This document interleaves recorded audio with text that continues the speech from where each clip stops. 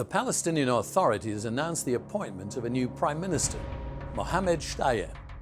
Could this signal the possibility of renewed momentum in the Israeli-Palestinian peace process? With an eye on the human condition, this is Insight.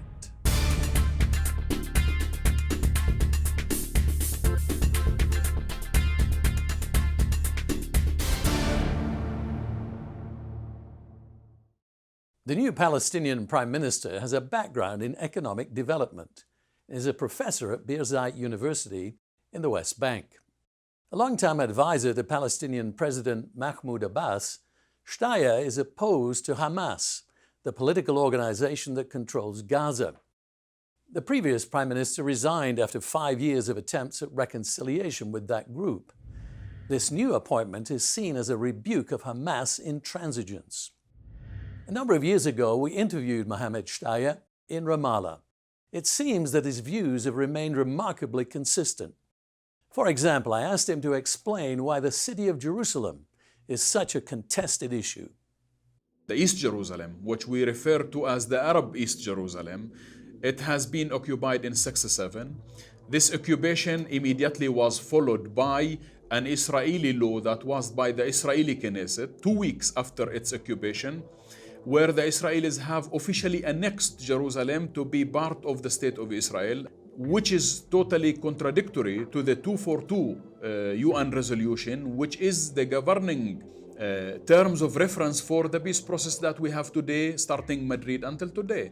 Jerusalem is officially considered by the international community, by the UN, that this Jerusalem has been occupied illegally in 1967. One cannot speak about the occupied Palestinian territories excluding Jerusalem, where it has been there for thousands of years, regardless of who the occupying power was. There has been never a transfer of population into Jerusalem, not under the Crusaders, not under the Muslims, not under the Arabs, not under the Ottomans, not even under the British. The first time in history where Jerusalem has seen a population transfer to the city was during the Jewish colonization of Palestine, starting in 1948 and ending in 1967. So there has been a program of a de-Palestinization of the city and a Judaization of the city.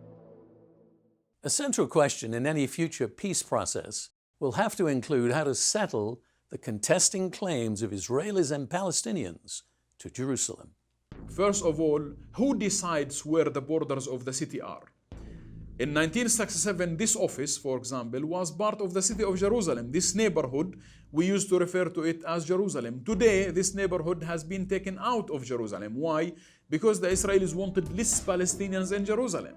So you can reach a compromise on the issue of Jerusalem by simply expanding the borders of the city, where the Palestinians will enjoy sovereign status.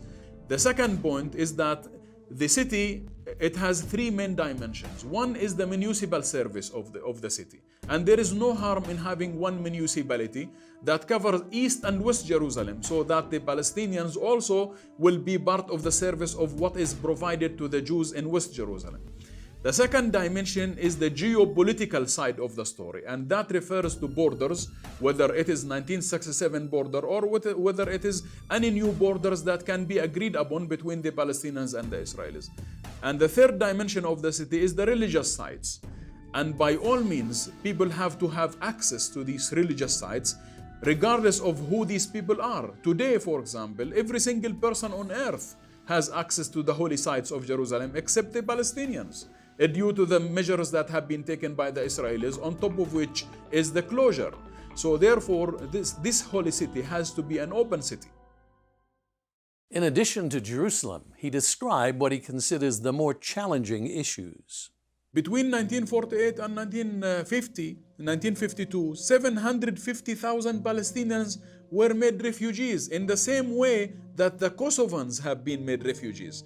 And all these generations, if you compare two television tapes, one of 1948 that speaks about Palestine and the other of 1998 or 99 that speak about Kosovo, it's the same horrifying scenes. So therefore, there is the issue of the refugees, in my opinion, is the most crucial issue of the peace process.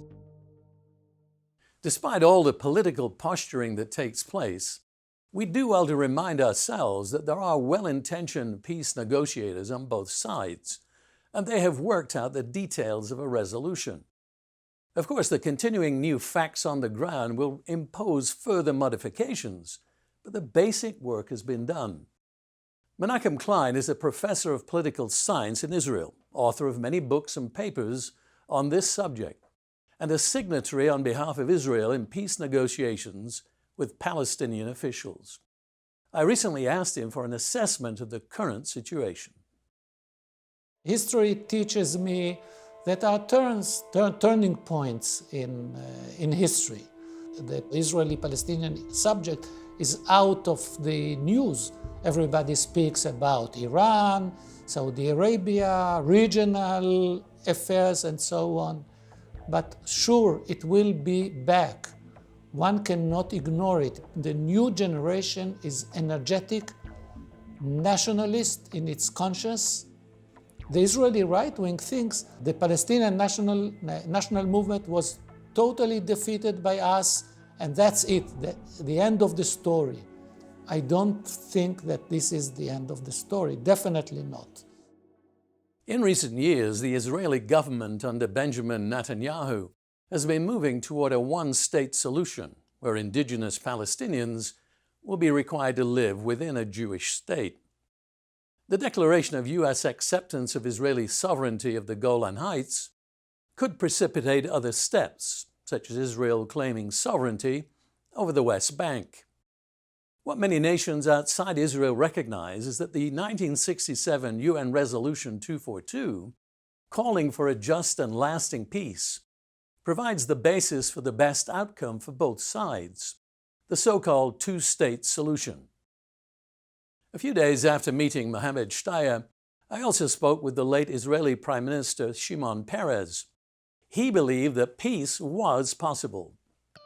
What I'm saying really to the Palestinians, and I'm saying to ourselves, for the sake of Israel, being democratic and Jewish, we need a Palestinian state.